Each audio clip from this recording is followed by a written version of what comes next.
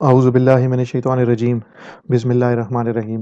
Dear students कैसे हैं आप सब लोग? मैं उम्मीद करता हूँ कि आप सब लोग ठीक-ठाक होंगे, खैरियत से होंगे और आप लोगों की जो फैमिलीज़ हैं वो भी बिल्कुल ठीक-ठाक होंगी और खैरियत से होंगी।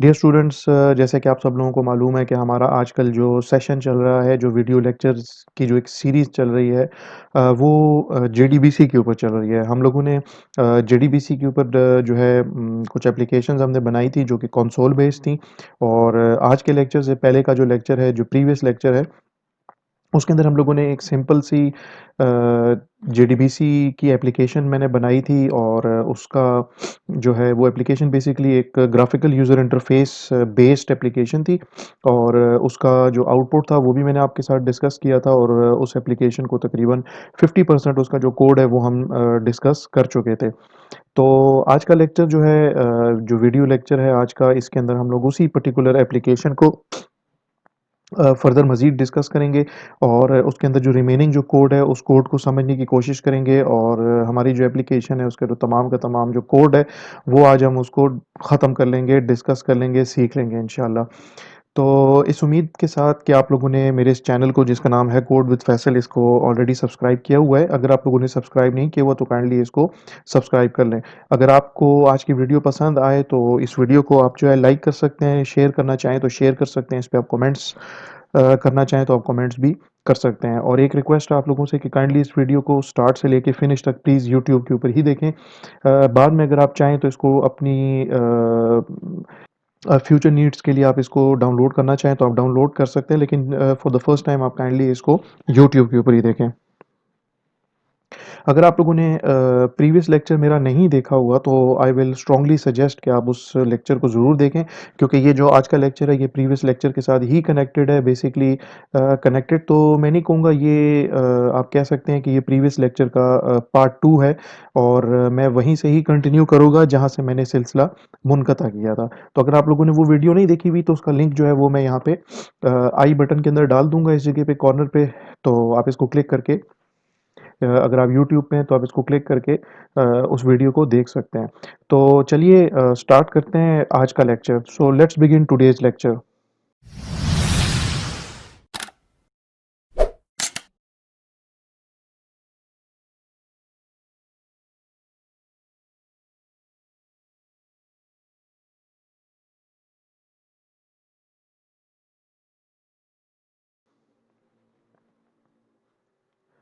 ओके डियर स्टूडेंट्स, तो मैं क्या करता हूँ कि नेटबीन्स आईडी जो है उसको ओपन कर लेता हूँ और उसके अंदर जो कोड हमने लिखा था वो कोड मैं आपके सामने डिस्कस करता हूँ। लेकिन अगर आप को मैं थोड़ा सा रिकॉल कर लूँ तो हम लोगों ने एक क्लास बनाई थी जिसका नाम GUI था और उसके अंदर हमने ये कुछ वेरिएबल्स डिक्लेयर किए थे। जेफ्रेम टाइप के वेरिएबल्स हैं, जेपैनल टाइप के 2 वेरिएबल्स हैं, जेलेबल टाइप के 3 वेरिएबल्स हैं, जेटेक्स्ट फील्ड टाइप के 3 वेरिएबल्स हैं और जेबटन टाइप के यहाँ पे मेरे पास 10 वेरिएबल्स हैं। फिर हमने ये इनिट का मेथड था इसको डिस्कस किया था। इसमें जो कोड है जिसको मैं अब स्क्रॉल कर रहा हूँ, ये सारे का सारा कोड हम ऑलरेडी डिस्कस कर चुके हैं प्रीवियस लेक्चर के अंदर, जो वीडियो लेक्चर है उसके अंदर। और फिर हम जो इवेंट हैंडलिंग रिलेटेड जो कोड था, उसमें हमने ये फ्रेम से रिलेटेड जो इवेंट इवेंट हैंडलिंग हुई हुई है इसको हमने डिस्कस कर लिया था। इससे पहले कि मैं आगे चलूँ मज़ीद हमारे जो इवेंट हैंडलिंग का जो कोड है उसको मैं डिस्कस करूँ, उससे पहले मैं क्या करूँगा कि इस एप्लीकेशन को मैं रन कर लेता हूँ और आपको दिखा देता हूँ। कोड एक्सप्लेन करने से पहले सबसे पहले तो मैं इसकी फंक्शनैलिटी डिस्कस करूँगा और फंक्शनैलिटी डिस्कस करने के बाद फिर मैं आपके साथ कोड डिस्कस करूँगा ताकि आपके लिए आसानी हो जाए। फॉर एग्ज़ाम्पल मैं अभी जो है डिस्कस करूँगा जो नेक्स्ट नेक्स्ट सॉरी जो फर्स्ट वाला जो बटन है उसके ऊपर जो कोड लिखा है मैं उसको डिस्कस करूँगा। तो ये देखिए मैं अभी इस टाइम पे ऑलरेडी फर्स्ट रिकॉर्ड पे हूँ तो इसलिए मैं अगर इस फर्स्ट वाले बटन को अगर क्लिक करूँगा तो ये मुझे मैसेज देगा कि you are on the first record, यानी कि आप ऑलरेडी इट बेसिकली मीन्स कि आप ऑलरेडी फर्स्ट रिकॉर्ड के ऊपर हो। मैं फर्स्ट रिकॉर्ड पे मज़ीद नहीं जा सकता। मैं ऑलरेडी फर्स्ट रिकॉर्ड पे हूँ और मैं आपको ये फर्स्ट रिकॉर्ड जो है ये डिस्प्ले भी करके दे रहा हूँ। तो लेट्स सपोज़ आप किसी और रिकॉर्ड में लेट्स सपोज़ आप इस रिकॉर्ड में जिसकी स्टूडेंट आईडी जो है वो 9 है, स्टूडेंट नेम उसका यासिर है, स्टूडेंट एड्रेस उसका एबटाबाद है।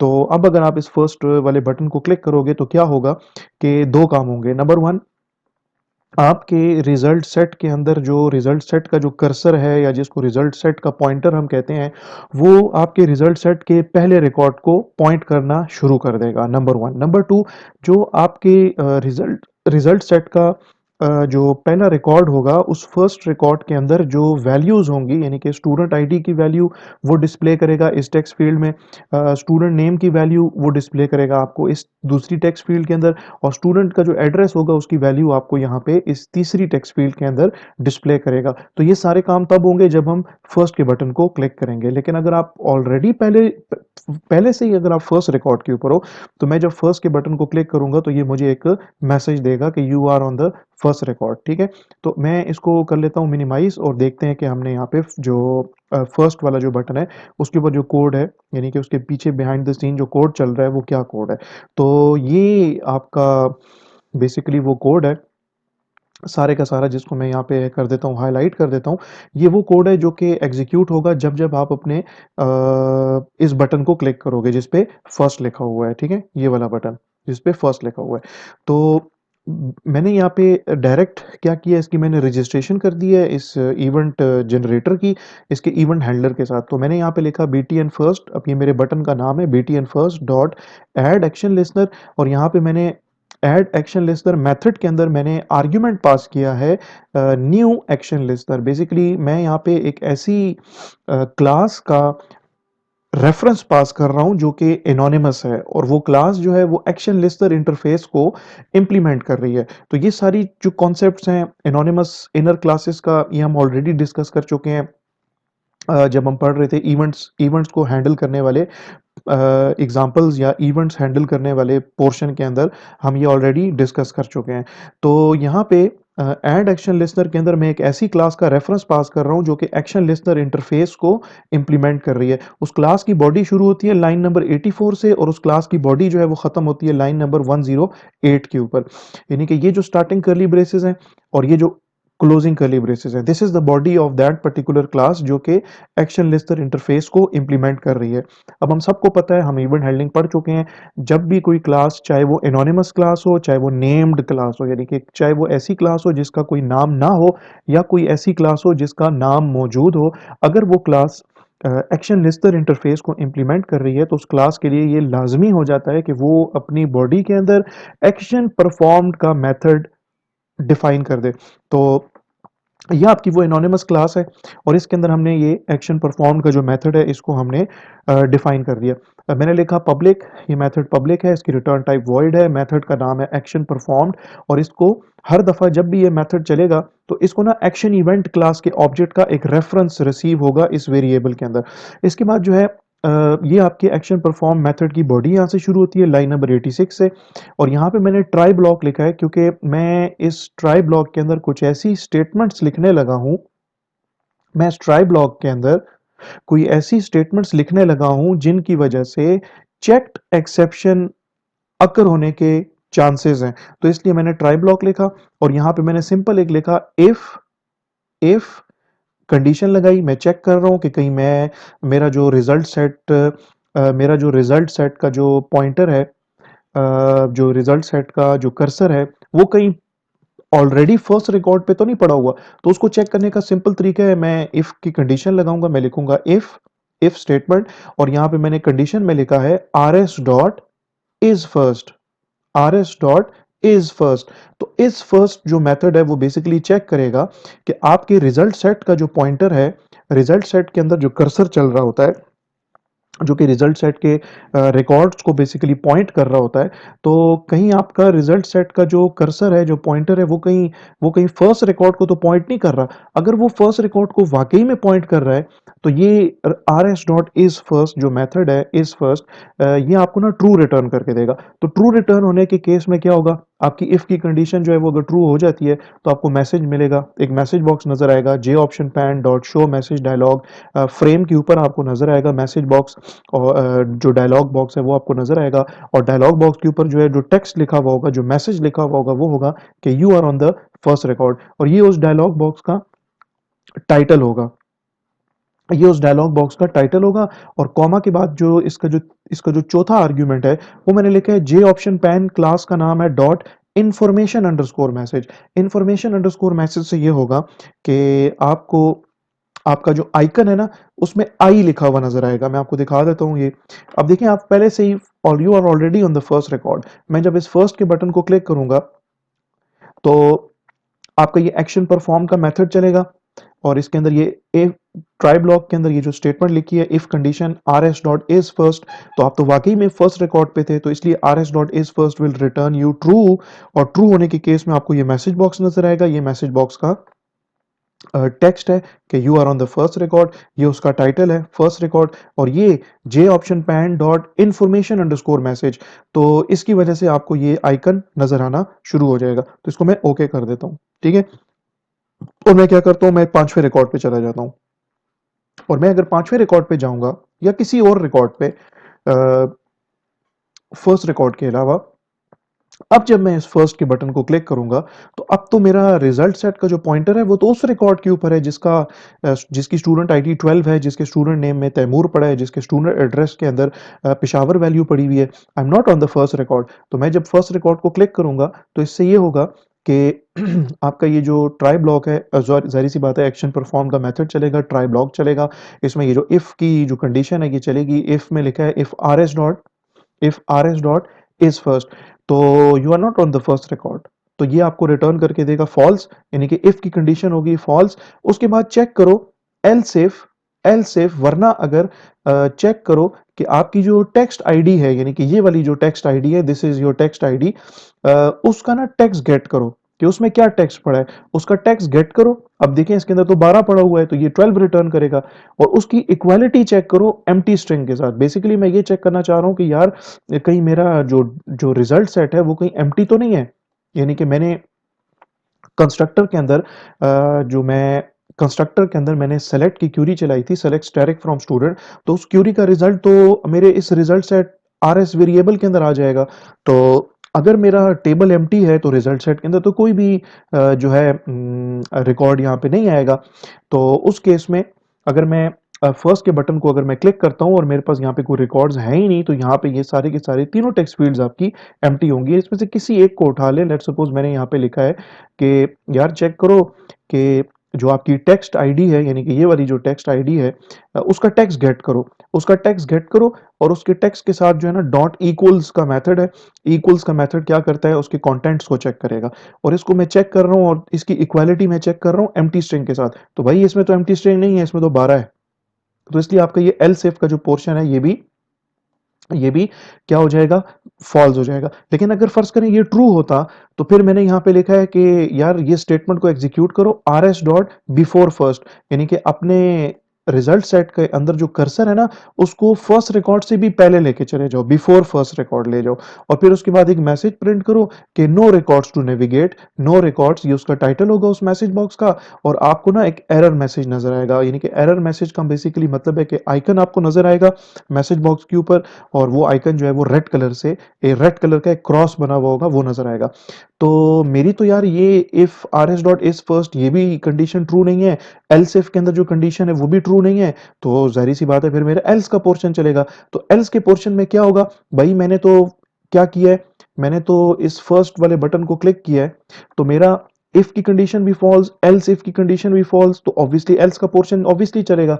तो एल्स में मैंने लिखा है आर एस डॉट फर्स्ट, कि यार रिजल्ट सेट के अंदर जो पॉइंटर है उसको ना पहले रिकॉर्ड पे लेके जाओ। ना सिर्फ पहले रिकॉर्ड पे लेके जाओ, बल्कि पहले रिकॉर्ड के अंदर जो वैल्यूज पड़ी हैं वो वैल्यूज इन तीन टेक्स्ट फील्ड्स के अंदर दिखाओ। तो तीन टेक्स्ट फील्ड्स के अंदर वैल्यूज दिखाने के लिए, values from the result set में से वैल्यू गेट करने के लिए, और इन तीन टेक्स्ट फील्ड्स के अंदर वो वैल्यूज डिस्प्ले करने के लिए मैंने एक मेथड बनाया हुआ है। इस मेथड का नाम है गेट डेटा। ये मेथड हम कल भी डिस्कस कर चुके हैं, आज दोबारा इसको डिस्कस कर लेते हैं। गेट डेटा जो मेथड है आपका, वो आपके इसी क्लास के अंदर ही डिस्क्राइब हुआ है। ये आपका गेट डेटा का मेथड है, ठीक है। गेट डेटा क्या करेगा, यार गेट डेटा ये करेगा कि जो आपकी टेक्स्ट आईडी है, this is your text ID, ये आपकी टेक्स्ट आईडी है, इस टेक्स्ट फील्ड का नाम है टेक्स्ट आईडी। टेक्स्ट आईडी का टेक्स्ट सेट करेगा और टेक्स्ट कहां से उठाएगा? टेक्स्ट उठाएगा रिजल्ट सेट पॉइंटर जिस रिकॉर्ड को पॉइंट कर रहा है। तो रिजल्ट सेट का पॉइंटर तो पहले रिकॉर्ड को पॉइंट कर रहा है। पहले रिकॉर्ड में से एक इंटीजर वैल्यू उठाएगा और उस इंटीजर वैल्यू को उस फर्स्ट रिकॉर्ड के पहले कॉलम में से उठाएगा। भाई आपके पहले रिकॉर्ड के अंदर तो 3 कॉलम्स हैं। एक जो आपका कॉलम है उसमें स्टूडेंट आईडी है, एक में स्टूडेंट नेम है, एक में स्टूडेंट एड्रेस है। तो जो पहला कॉलम है उसके अंदर से, इसीलिए मैंने यहाँ पे 1 लिखा है कि पहले कॉलम में से ये वैल्यू उठाएगा और उस वैल्यू को कॉन्केटिनेट कर देगा एम्प्टी स्ट्रिंग के साथ। और ये कॉन्केटिनेशन इसलिए जरूरी है क्योंकि सेट टेक्स्ट का जो मेथड है, इसके अंदर आपने जो आर्ग्यूमेंट पास करना होता है वो इंटीजर नहीं है, क्योंकि are S dot gate integer this will return you N integer. और वो इंटीजर आगे कॉन्केटिनेट होगा फर्दर किसके साथ? एम्प्टी स्ट्रिंग के साथ। तो ये सारे का सारा आपका ये जो 1 है ये भी स्ट्रिंग बन जाएगा और ये आपको टेक्स्ट फील्ड के अंदर डिस्प्ले होना शुरू हो जाएगा। Similarly text name dot set text, ये आपका टेक्स्ट नेम टेक्स्ट फील्ड है। मैंने इसका मेथड कॉल किया है, सेट टेक्स्ट का मेथड है। और मैं कह रहा हूँ कि यार मेरी ये जो टेक्स्ट नेम वाला ये जो टेक्स्ट फील्ड है इसके अंदर ना टेक्स्ट सेट करना है। और टेक्स्ट आएगा कहाँ से? भाई टेक्स्ट आएगा इधर से, आपके रिजल्ट सेट के अंदर जो आपका रिजल्ट सेट का जो पॉइंटर है which is now currently pointing towards the first record. तो पहले रिकॉर्ड में से ना स्ट्रिंग को गेट करो। और वो स्ट्रिंग किधर से गेट करना है? वो स्ट्रिंग गेट करना है उस कॉलम से जिस कॉलम का नाम क्या है? नेम। तो नेम कॉलम के अंदर इन द फर्स्ट रिकॉर्ड पड़ा हुआ है जी हारून। तो हारून ये गेट करेगा और हारून को इस सेट टेक्स्ट मेथड के अंदर एज अ स्ट्रिंग पास कर देगा इस जगह पे। तो आपके इस टेक्स्ट फील्ड में हारून नजर आएगा। सिमिलरली आपका टेक्स्ट एड्रेस, ये आपका टेक्स्ट एड्रेस है, ये वाला टेक्स्ट फील्ड जो है जिसमें कराची लिखा है ये आपका टेक्स्ट एड्रेस है। और ये कराची वैल्यू किधर से आई है? यार मैंने लिखा है text address dot set text, यानी कि टेक्स्ट एड्रेस वाला जो टेक्स्ट फील्ड है इसका टेक्स्ट सेट करना है। और टेक्स्ट किधर से आएगा? भाई टेक्स्ट आएगा आपके रिजल्ट सेट के अंदर मौजूद जो रिजल्ट सेट का जो पॉइंटर है वो जिस रिकॉर्ड को पॉइंट कर रहा है, तो वो पॉइंट कर रहा है फर्स्ट रिकॉर्ड को। तो फर्स्ट रिकॉर्ड में से गेट करो, एक स्ट्रिंग को गेट करो।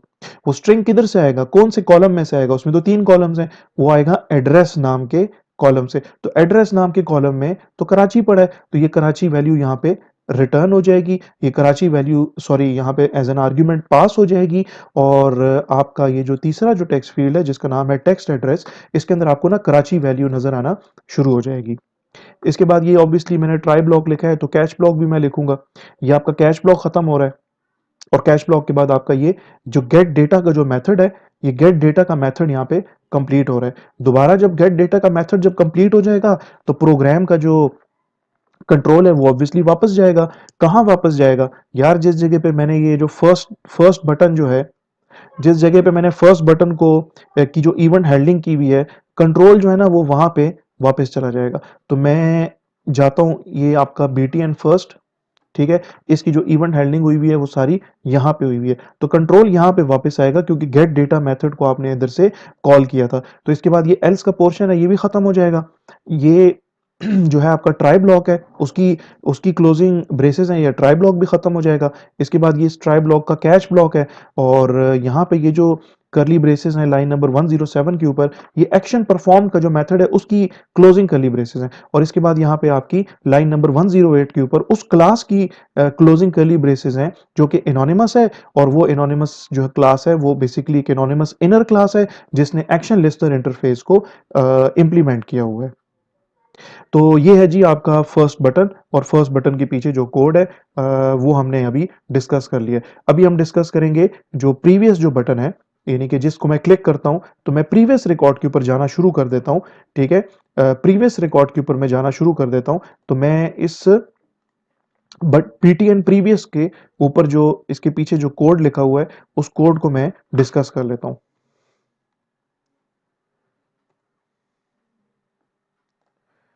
कुछ वाइट स्पेसेस हैं, वाइट स्पेसेस को मैं जरा रिमूव कर लेता हूं। ठीक है, ये सारा कोड है जो प्रीवियस वाला जो बटन है उसके पीछे ये वाला कोड लिखा हुआ है और इसको डिस्कस कर लेते हैं। ओके जनाब, तो जहाँ तक इस बीटीएन प्रीवियस का ताल्लुक है, तो इसकी जो इवेंट हैंडलिंग है, मैं इस पे इसके कोड के ऊपर ज़्यादा टाइम वेस्ट इसलिए नहीं करूँगा क्योंकि इसके अंदर जितना भी कोड लिखा हुआ है वो सारे का सारा वही कोड है जो कि मैंने बीटीएन फर्स्ट के ऊपर लिखा था, सिवाय एक जगह के। यहाँ पे देखिए तो मैंने लिखा हुआ है एल्स के पोर्शन के अंदर rs dot previous. rs dot previous से ये होगा कि आपके रिजल्ट सेट का पॉइंटर जिस भी रिकॉर्ड के ऊपर है, फर्स्ट रिकॉर्ड के अलावा, सेकंड पे है, थर्ड पे है, फोर्थ पे है, इवन के लास्ट रिकॉर्ड के ऊपर है, तो आपका rs डॉट प्रीवियस क्या करेगा कि आपके रिजल्ट सेट के पॉइंटर को ना पिछले रिकॉर्ड के ऊपर ले जाएगा। मिसाल के तौर पे आप अगर 10वें रिकॉर्ड पे हो तो rs डॉट प्रीवियस जब मेथड जब चलेगा तो ये आपको नवे रिकॉर्ड पे लेके जाएगा। आपके रिजल्ट सेट का जो पॉइंटर है उसको नाइन्थ रिकॉर्ड पे ले जाएगा, और नाइन्थ रिकॉर्ड पे ना सिर्फ लेके जाएगा बल्कि गेट डेटा का मेथड कॉल करेगा। और गेट डेटा का मेथड अभी अभी हम लोगों ने डिस्कस किया है, वो क्या करता है, गेट डेटा का मेथड सिर्फ ये करता है कि रिजल्ट सेट का पॉइंटर जिस रिकॉर्ड को पॉइंट कर रहा हो, चाहे वो फर्स्ट रिकॉर्ड हो, चाहे लास्ट हो, चाहे नवा हो, चाहे पांचवा हो, उस रिकॉर्ड के अंदर जो student ID, student name, student address की जो वैल्यूज हैं उनको उठा के तीन टेक्स्ट फील्ड्स के अंदर, कि जो आपकी तीन टेक्स्ट फील्ड्स हैं इसके अंदर डिस्प्ले करना शुरू कर देगा। ठीक है, इसकी फंक्शनैलिटी देख लेते हैं प्रीवियस की। अगर आप जो है ना फर्स्ट रिकॉर्ड की तरह या फर्स्ट वाले बटन की तरह, मैं जब लेट सपोज इसको अगर मैं क्लिक कर दूं तो ये मुझे मैसेज देगा you are on the first record. ठीक है, इसी तरीके से अगर आप फर्स्ट रिकॉर्ड के ऊपर मौजूद हो, आपके रिजल्ट सेट का जो पॉइंटर है वो फर्स्ट रिकॉर्ड पे है, आप प्रीवियस को जब क्लिक करोगे तो भाई आप तो ऑलरेडी फर्स्ट रिकॉर्ड पे हो, आप कैसे प्रीवियस जा सकते हो, आप नहीं जा सकते।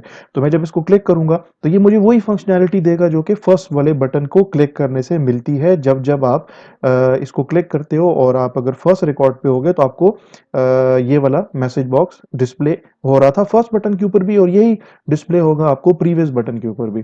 लेकिन आप अगर फर्स्ट रिकॉर्ड के अलावा किसी भी और रिकॉर्ड के ऊपर हो तो आप जब प्रीवियस को जब क्लिक करोगे, ठीक है, तो आप सिक्स रिकॉर्ड से पांचवें पे आ जाओगे।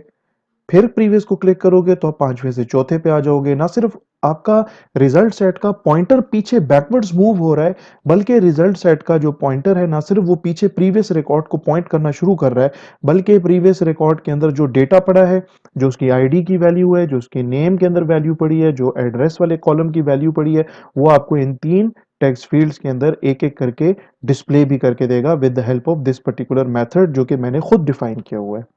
ठीक है जी, तो ये आपकी वही इफ की कंडीशन है, चेक करेगा कि कहीं आप पहले रिकॉर्ड पे तो नहीं हो।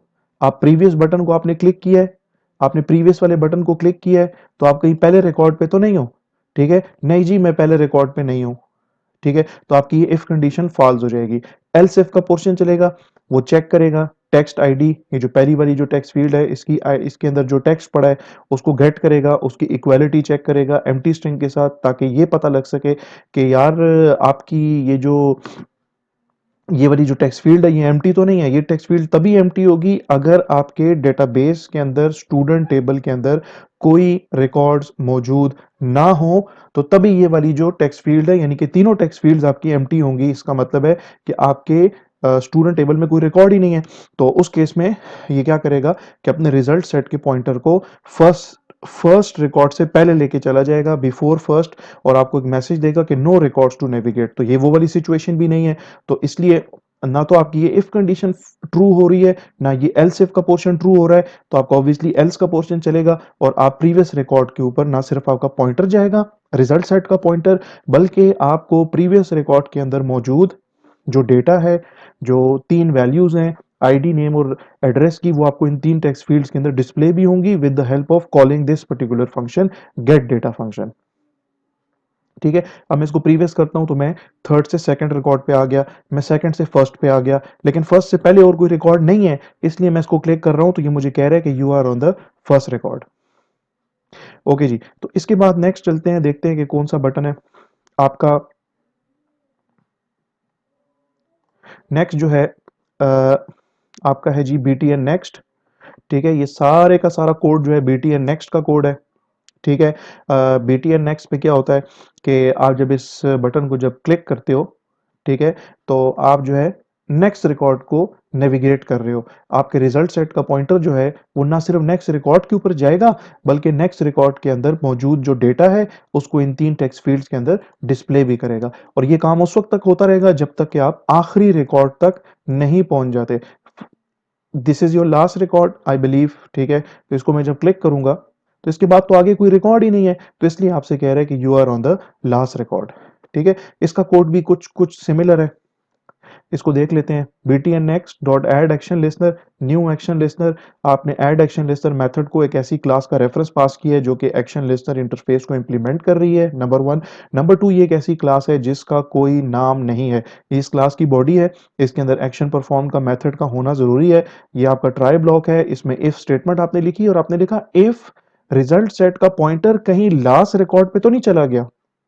अगर लास्ट रिकॉर्ड पे चला गया है तो आपका rs डॉट इज लास्ट जो है ये आपको ट्रू रिटर्न करके देगा, और आपका एक मैसेज बॉक्स आपको नजर आएगा जिसमें लिखा हुआ आपको नजर आएगा कि you are on the last record. जैसे कि इस केस में अब आप लास्ट रिकॉर्ड के ऊपर हो, आप नेक्स्ट के बटन को जब क्लिक करते हो ना तो आपकी ये इफ कंडीशन ट्रू हो जाती है, बिकॉज rs डॉट, अब जब मैं नेक्स्ट बटन को क्लिक करूंगा तो ये जो इफ कंडीशन है इसके अंदर ये जो कंडीशन लिखी है rs डॉट इज लास्ट, तो भाई आप तो आखिरी रिकॉर्ड के ऊपर हो, तो इसलिए आपका ये जो इज लास्ट का जो मेथड है ये ट्रू रिटर्न करेगा। ट्रू रिटर्न होने पे आपकी इफ की कंडीशन ट्रू हो जाएगी और आपको मैसेज बॉक्स अपीयर होगा जिसमें लिखा हुआ नजर आएगा कि you are on the last record. ठीक है, तो मैं नेक्स्ट को प्रेस करता हूं तो मुझे कह रहा है you are on the last record. इसी तरीके से लेट सपोज मैं अगर लास्ट रिकॉर्ड पे नहीं हूं, किसी और रिकॉर्ड पे हूं, ठीक है ना, और मैं नेक्स्ट का बटन क्लिक कर रहा हूं तो मुझे अगला रिकॉर्ड नजर आ रहा है। तो इसमें आपके पास ये एल सिफ है, ये एल सिफ बेसिकली ये चेक कर रहा है कि यार आपका कहीं डेटाबेस का जो टेबल है वो कहीं, या आपके जो रिजल्ट सेट है या आपका जो डेटाबेस है, जो टेबल है स्टूडेंट टेबल, वो कहीं एम्प्टी तो नहीं है। अगर एम्प्टी होगा ना तो आपकी ये एल सिफ जो है ये कंडीशन ट्रू हो जाएगी। तो एम्प्टी तो है नहीं इसलिए आपका ये एल सिफ का पोर्शन ट्रू नहीं हो रहा, यानी कि आपकी इफ की कंडीशन भी फॉल्स, आपकी एल सिफ की कंडीशन भी फॉल्स, तो ऑब्वियसली आपका एल्स का पोर्शन चलेगा। और एल्स पोर्शन में मैंने ये लिखा है कि आर एस डॉट नेक्स्ट से ये होगा कि आपके रिजल्ट सेट का पॉइंटर अगले रिकॉर्ड को पॉइंट करना शुरू कर देगा। ना सिर्फ मैं अगले रिकॉर्ड को पॉइंट करना चाहता हूं बल्कि अगले रिकॉर्ड के अंदर जो डेटा पड़ा है ना उस डेटा को भी मैं देखना चाहता हूं, यानी कि उस डेटा को मैं इन तीन टेक्स्ट फील्ड्स के अंदर एज अ टेक्स्ट सेट करना चाहता हूं। तो इस मकसद के लिए मैंने गेट डेटा का मेथड बनाया हुआ है। वो गेट डेटा का मेथड चलेगा और गेट डेटा का मेथड क्या करेगा कि रिजल्ट सेट का पॉइंटर जिस भी रिकॉर्ड को पॉइंट कर रहा है, by clicking the next button आपका रिजल्ट सेट का पॉइंटर अगले रिकॉर्ड पे गया। अगले रिकॉर्ड के अंदर, यानी कि आपका ये जो करंट रिकॉर्ड है जिसके ऊपर आपके रिजल्ट सेट का पॉइंटर पॉइंट कर रहा है, इस रिकॉर्ड के अंदर जो स्टूडेंट आईडी की वैल्यू है उसको इस टेक्स्ट फील्ड में असाइन कर दिया जाएगा। स्टूडेंट नेम की वैल्यू जो है वो इस टेक्स्ट फील्ड के अंदर असाइन कर दी जाएगी और स्टूडेंट एड्रेस की जो वैल्यू है वो इस टेक्स्ट फील्ड के अंदर असाइन कर दी जाएगी। और ये सारा काम आपका कौन करेगा? ये सारा काम आपका ये जो गेट डेटा का जो मेथड है ना ये करेगा। तो ये आपका BTN नेक्स्ट का जो मेथड है ये भी हो गया। अब आते हैं हम लोग BTN ये जो आपका लास्ट है इसकी तरफ। ठीक है, मैं लेट्स सपोज 12वें रिकॉर्ड पे हूँ, मैं लास्ट को क्लिक करता हूँ तो मैं आखिरी रिकॉर्ड पे चला जाता हूँ। लेकिन अगर मैं आखिरी रिकॉर्ड में हूँ और मैं फिर लास्ट के बटन को क्लिक करता हूँ तो भाई मैं तो पहले से ही लास्ट रिकॉर्ड पे हूँ, तो इसलिए ये मुझे मैसेज देगा कि आप पहले से ही लास्ट रिकॉर्ड पे हो। तो चलते हैं देखते हैं BTN लास्ट के ऊपर क्या कोड लिखा है। वैसे आपस की बात है, BTN लास्ट के ऊपर वही सारा सेम कोड लिखा हुआ है जो कि BTN नेक्स्ट के ऊपर है, सिवाय rs डॉट नेक्स्ट की बजाय rs डॉट लास्ट का मेथड कॉल हो रहा होगा। बाकी सारे का सारा कोड सेम है। ठीक है, देख लेते हैं इसको। ये आपका जो है बीटीएन लास्ट का मेथड, बीटीएन लास्ट का की इवेंट हैंडलिंग यहाँ पे हुई हुई है। बीटीएन लास्ट के अंदर जो है अगर आप देख लें तो ये सारे का सारा कोड वही है जो कि हमने बीटीएन नेक्स्ट के पीछे लिखा था।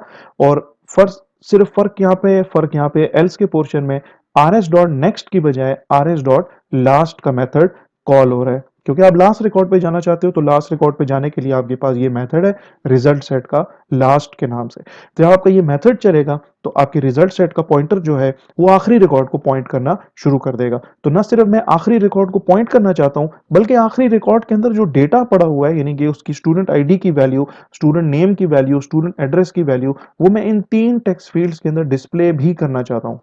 ठीक है, तो लेट सपोज मैं अभी पहले रिकॉर्ड पे हूँ, मैं लास्ट वाले बटन को क्लिक करता हूँ तो मैं आखिरी रिकॉर्ड पे ना सिर्फ मेरे रिजल्ट सेट का पॉइंटर जो है वो लास्ट रिकॉर्ड पे जाएगा, बल्कि लास्ट रिकॉर्ड के अंदर जो डेटा पड़ा हुआ है वो डेटा मुझे यहाँ पे इन तीन टेक्स्ट फील्ड के अंदर डिस्प्ले भी करना है। तो डिस्प्ले करने के लिए ये गेट डेटा का मेथड कॉल किया जा रहा है और ये गेट डेटा का मेथड जो है ऑलरेडी डिस्क्राइब मैं कर चुका हूँ। ठीक है, तो ये आपका लास्ट का बटन जो है, इसके पीछे जो कोड लिखा हुआ है, वो भी हम लोगों ने डिस्कस कर लिया है। इसके बाद आपका ये एग्जिट का बटन है। यार एग्जिट के बटन को मैं क्लिक करता हूँ तो क्या होता है, एक कंफर्म डायलॉग बॉक्स ओपन हो रहा है। इस कंफर्म डायलॉग बॉक्स के ऊपर येस और नो का बटन बना है। मैं अगर नो प्रेस करता हूँ तो मेरी एप्लीकेशन क्लोज नहीं होगी, लेकिन अगर मैं येस प्रेस करता हूँ तो ना सिर्फ मेरी ये जो फ्रेम है ये बंद हो जाएगी, क्लोज हो जाएगी, बल्कि मेरी जो एप्लीकेशन है वो भी क्लोज हो जाएगी। तो इसके बाद आपका ये BTN एग्जिट का जो बटन है, उसके पीछे जो कोड लिखा हुआ है वो कोड यहाँ पे डिस्कस किया जा रहा है। ठीक है, इस कोड को डिस्कस कर लेते हैं। ये कोड आपके सामने, ये BTN एग्जिट बटन का नाम है, डॉट एड एक्शन लिसनर। इसका इवेंट्स इवेंट जनरेटर है ये, और इसके इवेंट हैंडलर के साथ रजिस्ट्रेशन के लिए मैंने ये मेथड कॉल की है, ऐड एक्शन लिस्टर, और इसके अंदर मैंने लिखा है न्यू एक्शन लिस्टर, क्योंकि मैं यहाँ पे एक ऐसी क्लास का रेफरेंस पास करना चाह रहा हूँ जो कि एक्शन लिस्टर इंटरफेस को इंप्लीमेंट कर रही है, और उस क्लास का कोई नाम नहीं है, वो एनोनिमस क्लास है। एनोनिमस क्लास की बॉडी यहाँ से शुरू हो रही है। एनोनिमस क्लास की बॉडी जो है लाइन नंबर 205 पे आके खत्म हो रही है। एनोनिमस क्लास के अंदर एक्शन परफॉर्म का मेथड है, और ये मेथड तब तब चलेगा जब जब मैं एग्जिट के बटन को क्लिक करूंगा। Whenever I will click the exit button, तो आपका ये एक्शन परफॉर्म का जो मेथड है ये ये चलना शुरू हो जाएगा। ठीक है जी। तो क्या होता है, मैं जब एक्शन परफॉर्म का मेथड तब तक चलेगा जब जब मैं एग्जिट के बटन को क्लिक करूंगा। तो मैं जब एग्जिट के बटन को क्लिक करता हूं तो क्या हो रहा है, मुझे कंफर्मेशन डायलॉग नजर आ रहा है। कंफर्मेशन डायलॉग दिखाने के लिए जे ऑप्शन पैन की क्लास है, उसका शो कंफर्म डायलॉग मेथड है, उसको कॉल करेंगे। इसका पहला आर्ग्यूमेंट जो है, इसके अंदर मैंने अपनी फ्रेम का रेफरेंस पास किया है, because I want to show the confirm dialog on the frame. मैं फ्रेम के ऊपर दिखाना चाहता हूं। इसके बाद do you really want to exit, ये आपका वो टेक्स्ट है जो कि आपको कंफर्म डायलॉग के ऊपर नजर आएगा। और ये एग्जिट, ये जो स्ट्रिंग है, ठीक है, ये जो स्ट्रिंग है ये बेसिकली आपके इस कंफर्म डायलॉग का टाइटल है। देखिए मैं एग्जिट के बटन को क्लिक करता हूँ, ये कंफर्म डायलॉग ओपन हो रहा है। ये वो टेक्स्ट है, do you really want to exit वाला, ये आपका टाइटल है एग्जिट। और इसके बाद नेक्स्ट, जो इस शो कंफर्म डायलॉग मेथड का जो नेक्स्ट जो आर्ग्यूमेंट है, that is J option pane dot yes underscore no underscore option. इससे क्या होगा, आपको ये दो बटन नजर आएंगे, येस का बटन, नो का बटन। कॉमा के बाद अगला जो इसका आर्ग्यूमेंट है वो है जी J option pane dot question underscore message. तो क्वेश्चन, बेसिकली आप एक क्वेश्चन पूछ रहे हो ना यूजर से, तो मैं यहाँ पे चाहता हूँ कि एक question mark as an icon मुझे यहाँ पे नजर आना शुरू हो जाए। तो मैं क्या करता हूँ, मैं यस प्रेस कर देता हूँ। ठीक है, मैंने क्या प्रेस किया, यस प्रेस किया। तो यस प्रेस करने से ऑप्शन वेरिएबल के अंदर, यहाँ पे मैंने ऑप्शन वेरिएबल एक बनाया हुआ है, इंटीजर टाइप का ये वेरिएबल है। तो मैं जब यहाँ पे यस प्रेस करता हूँ ना, तो आपका ये कंफर्म डायलॉग जो है ये रिटर्न करेगा जीरो। ऑप्शन वेरिएबल में क्या आ जाएगा, जीरो आ जाएगा। तो अब मैं यहाँ पे कहता हूँ यार कि अगर ऑप्शन वेरिएबल के अंदर जीरो आया है, और जीरो तब आया होगा जब जब आपने कंफर्म डायलॉग बॉक्स के ऊपर यस प्रेस किया होगा।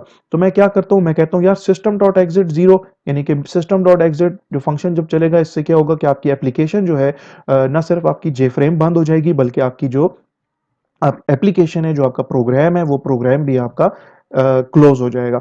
और साथ साथ मैं कहता हूँ कि यार ट्राई ब्लॉक के अंदर मैंने लिखा है कि भाई मेरे कनेक्शन को भी क्लोज कर दो। जो कनेक्शन मैंने एस्टेब्लिश किया है, जो कनेक्शन मेरे इस एप्लीकेशन ने जो मेरी जो डेटाबेस के साथ जो कनेक्शन एस्टेब्लिश किया था, मैं कहता हूँ यार उस कनेक्शन को भी क्लोज कर दो। तो अब ये स्टेटमेंट जो है ना कनेक्शन को क्लोज करने वाली, this will this will result in this will result in throwing checked exception. तो चेक्ड एक्सेप्शन चूंकि ये थ्रो कर रही है, या चांसेस हैं थ्रो करने के, तो इसलिए इसको मैं लाजमी तौर पे, कंपलसरी है मेरे लिए इसको ट्राई ब्लॉक के अंदर लिखना। तो इसको मैंने ट्राई ब्लॉक के अंदर लिख दिया, और इसलिए अब ट्राई ब्लॉक हो और कैच ब्लॉक ना हो तो ये आपको एरर देगा। ठीक है, तो ट्राई के साथ मैंने कैच लिख दिया, और कैच ब्लॉक के अंदर मैंने ये मैसेज बॉक्स दिखा दिया। तो अगर यहाँ पे कुछ एक्सेप्शन आती है तो आपका कैच ब्लॉक चलेगा, और जो भी एक्सेप्शन का जो मैसेज है वो आपको मैसेज बॉक्स के ऊपर डिस्प्ले हो जाएगा। तो ये आपका ट्राई ब्लॉक है, ये this is your catch block. यहाँ पे आपका ये जो इफ की जो बॉडी थी, इफ स्टेटमेंट की जो बॉडी थी, वो यहाँ पे खत्म हो रही है। यहाँ पे आपका जो एक्शन परफॉर्म का जो मेथड है लाइन 204 के ऊपर, वो खत्म हो रहा है। लाइन 205 के ऊपर आपकी ये जो एनोनिमस जो इनर क्लास थी, एनोनिमस इनर क्लास की बॉडी खत्म हो जाती है। और लाइन नंबर 206 के ऊपर ये जो क्लोजिंग ब्रैकेट है, ये बेसिकली ये वाली जो ब्रैकेट है, opening bracket, add action listener method के जो आर्ग्यूमेंट्स जिसमें हम लिखते हैं जिस ब्रैकेट के अंदर उसकी स्टार्टिंग ब्रैकेट यहाँ पे है, उसकी क्लोजिंग ब्रैकेट यहाँ पे और इसके बाद सेमीकोलन है। ठीक है, तो ये आपका एग्जिट का बटन भी हम लोगों ने डिस्कस कर लिया है। इसके बाद चलते हैं और देखते हैं कि यार ये जो इंसर्ट का जो बटन है इसके पीछे क्या कोड लिखा हुआ है, और जो अपडेट का जो बटन है इसके पीछे क्या कोड लिखा हुआ है। कोई रॉकेट साइंस इसके पीछे नहीं लिखी हुई, कोई कॉम्प्लेक्स चीज़ें इन दोनों बटन्स के कोड के अंदर नहीं लिखी हुई, बहुत सिंपल सी चीज़ें लिखी हुई हैं इसके अंदर। लेकिन इस कोड पे जाने से पहले मैं इसको रन करके आपको एक दफ़ा इसकी फंक्शनैलिटी दिखा देता हूँ कि यार मैं जब इंसर्ट के बटन को जब मैं क्लिक करता हूं तो होता क्या है। ठीक है, जब मैं इंसर्ट के बटन को क्लिक करता हूं तो क्या होता है। मैं इंसर्ट के बटन को क्लिक कर रहा हूं, मेरे ये सारे के सारे बटन्स यानी कि first, previous, next, last, exit, insert, delete, update, ये सारे के सारे जो 8 बटन्स हैं ये डिसेबल हो जाते हैं। whenever I will click the insert button, तो मेरे ये जो 8 बटन्स हैं ना जो पहले इनेबल्ड थे अब वो डिसेबल हो गए हैं। मेरे ये सेव और कैंसिल के जो 2 बटन्स हैं ये पहले डिसेबल्ड थे, ये अब इनेबल्ड हो गए हैं। नंबर 3, मेरे ये जो 3 टेक्स्ट फील्ड्स हैं ये पहले डिसेबल्ड थी, मैं इसमें एडिटिंग नहीं कर सकता था, लेकिन अब ये एडिटेबल हो गई हैं। इनका जो सेट एडिटेबल का जो मेथड है उसमें ट्रू पास कर दिया गया है। और ना सिर्फ ये बल्कि इन तीनों के अंदर जो जो टेक्स्ट लिखा हुआ आ रहा था वो टेक्स्ट भी रिमूव हो चुका है। और आखिरी चीज ये कि cursor is now blinking inside this first text message text box, जो आपका ये जो टेक्स्ट फील्ड है, सॉरी, इसके अंदर आपका कर्सर ब्लिंक करना शुरू हो गया। तो ये सारे काम कैसे होंगे यार, ये सारे काम तभी होंगे जब मैं इंसर्ट के बटन को क्लिक करूंगा। ठीक है, तो इंसर्ट के बटन को मैंने क्लिक किया। ठीक है, इंसर्ट के बटन को मैंने जब क्लिक किया तो ये सारे आपका ये जो एक्शन परफॉर्म का जो मेथड है ये तब चलेगा जब जब आप इंसर्ट के बटन को क्लिक करोगे। तो उसकी इवेंट हैंडलिंग या उसकी जो इवेंट की जो रजिस्ट्रेशन प्लस इवेंट हैंडलिंग का जो कोड है वो यहाँ पे आपके सामने लिखा हुआ है, इसको डिस्कस कर लेते हैं। तो ये आपका बीटीएन इंसर्ट, ये आपके बटन का नाम dot add action listener, new action listener, इसके अंदर जो है ये आपकी एनोनिमस इनर क्लास है। और इसके अंदर जो है चूंकि आपकी एनोनिमस इनर क्लास जो है वो एक्शन लिस्टर इंटरफेस को इम्प्लीमेंट कर रही है, इसलिए इसके अंदर एक्शन परफॉर्म्ड का जो मेथड है उसका होना मस्ट है। जब जब मैं इंसर्ट यानी कि बीटीएन इंसर्ट, ये जो बटन है आपका बीटीएन इंसर्ट ये वाला है, जब जब मैं इसको क्लिक करूंगा तो ये जो एक्शन परफॉर्म का जो मेथड है ना ये चलना शुरू हो जाएगा। तो इसके अंदर लिखा हुआ है जी एक मेथड है जिसका नाम है इनेबल टेक्स्ट। इनेबल टेक्स्ट, ये मेथड मेरा खुद का बनाया हुआ है, यूजर डिफाइंड है, ये कोई बिल्ट इन मेथड नहीं है।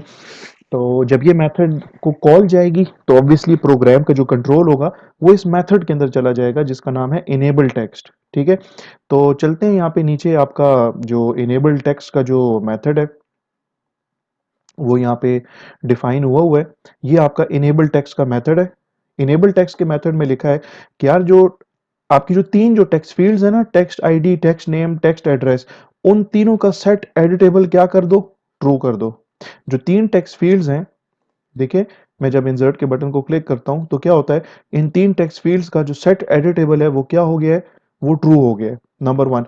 नंबर 2, ये जो BTN first, BTN previous, BTN next, BTN last, exit, insert, delete, update, ये जो 8 बटन्स हैं, first, BTN previous, BTN next, BTN last, BTN exit, BTN insert, BTN delete, BTN update, इनका जो set enabled है, method है set enabled, इसमें ना false पास कर दें। जब फॉल्स पास करेंगे तो आपके ये जो सारे 8 जो बटन्स होंगे ये डिसेबल्ड हो जाएंगे। और इसके बाद क्या करो कि बीटीएन सेव और BTN cancel, this is your BTN save, this is your BTN cancel, इनका जो सेट इनेबल्ड है ना इसको ट्रू कर दो।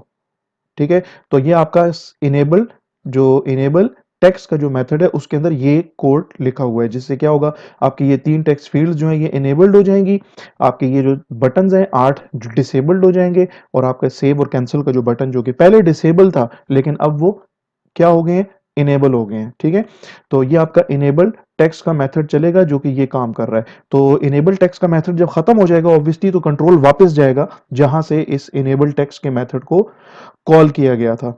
तो चलते हैं, इनेबल टेक्स्ट का मेथड जहां से कॉल हुआ था वो बेसिकली आपका इंसर्ट का जो बटन था उसका कोड था। ठीक है, इसको हम डिस्कस कर रहे थे। तो इनेबल टेक्स्ट का मेथड चल गया।